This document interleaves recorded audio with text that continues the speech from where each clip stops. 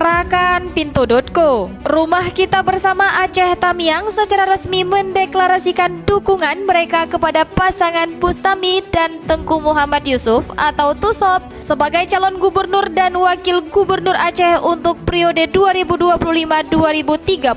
Deklarasi ini berlangsung di Aula SKB Karangbaru, Aceh Tamiang pada Minggu 25 Agustus 2024 dihadiri oleh sekitar 120 orang. Koordinator RKB Aceh Tamiang Muhammad Husin menyebutkan bahwa 120 orang yang hadir merupakan perwakilan dari seluruh kecamatan di Aceh Tamiang yang berjumlah 12 kecamatan. RKB berkomitmen untuk berjuang memenangkan Ombus dan TUSOP di Pilgub 2024. RKB Aceh Tamiang menilai pasangan ini sebagai kolaborasi yang sempurna untuk membangun Aceh. Pengalaman birokrasi yang dimiliki Ombus dan sosok ulama karismatik dalam diri TUSOP menjadi jaminan bagi pasangan ini. Husin juga sangat yakin bahwa perpaduan pengalaman tersebut akan membawa perubahan positif bagi Aceh Tamiang.